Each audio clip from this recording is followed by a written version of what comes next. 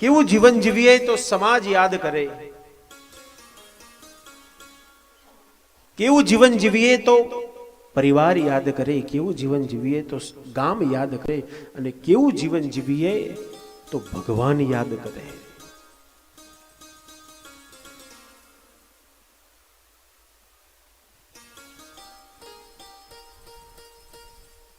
અષ્ટ સખાઓને નરસિંહ મહેતાને, ગોરા કુંભાર, એકનાથ, રોહિદાસ ચમાર, મીરાબાઈ, આ બધાને આપણે ઉઠતાની સાથે યાદ કરીએ છીએ, એના કીર્તનો ગઈએ છીએ.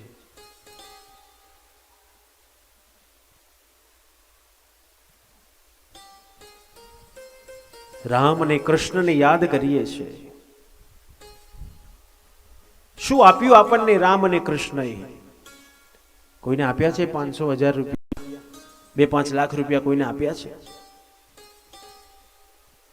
કશું જ આપણને નથી આપ્યું. છતાંય સવારે ઉઠતાની સાથે એને આપણે યાદ કરીએ છીએ. તો એક જ વસ્તુ એને આપી, અને તે બધાને પ્રેમ આપ્યો. રામ અને કૃષ્ણએ સમાજને પ્રેમ આપ્યો, તો આજે આખો સમાજ એને યાદ કરે છે.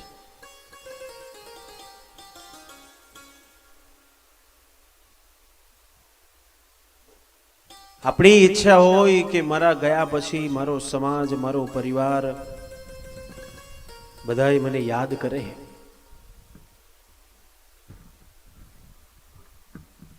પણ એ ઈચ્છા ક્યારે પૂરી થાય?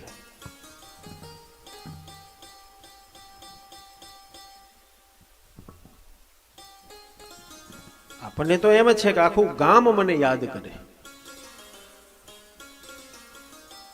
પણ ક્યારે યાદ કરે? સમાજના માટે તમે કંઈક સારા કાર્યો કર્યા હશે તો યાદ કરશો. પણ આખી જિંદગી લોકોનું લે જ કર્યું હશે તો ગયા પછી આપણને યાદ કરે કે ડફણા મારે?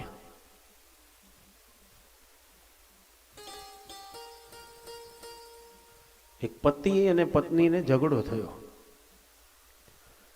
ઝઘડો એટલી હદ સુધી થયો કે પત્નીએ પતિને એમ કહી દીધું કે તમારા ગયા પછી કોઈ તમને યાદ કરવાનો નથી. પેલો પતિ ખાટલામાં બેઠો બેઠો કહેવા લાગ્યો, અરે યાદ શું નહીં, આખું ગામ રડશે, જોજે ને. પત્નીને એમ કે રખે કદાચ ઘરમાં કકરાટ કરતા હોય ને બહાર સારા કામ કરતા હોય તો લાઈન પૂછવા તો દે, કોણ કોણ યાદ કરીને રડશે એમ.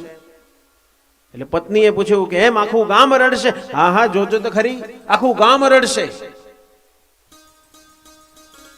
બતાવો કોણ કોણ રડશે? એટલે પતિએ કીધું કે તારે ગણવું છે તો બેસી જા ને ગણ. પહેલો રડશે કોણ? મકાન માલિક, 6 મહિનાનું ભાડું બાકી છે. બીજો રડશે ધોબી, 2 મહિનાના પૈસા એનાય બાકી છે. ત્રીજો રડશે પાનના ગલ્લા વાળો, 1 મહિનાનું બિલ એનુંય બાકી છે. આવા તો કઈ કેટલાનું કરી નાખ્યું છે. બોલો, જીવન આવું જીવીએ તો સમાજ યાદ કરે કે ડફણા મારે?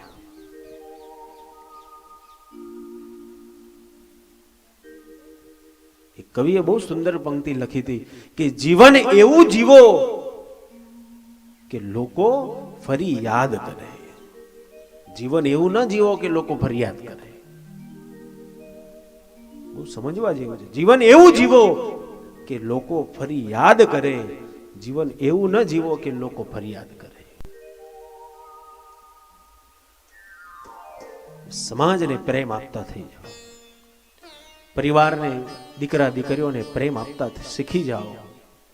પછી જો સમાજ કેવો યાદ કરે છે.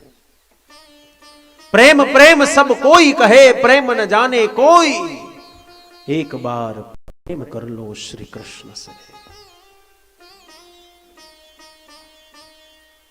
પ્રેમ એ અનુભવની કથા છે, વર્ણનની કથા નથી.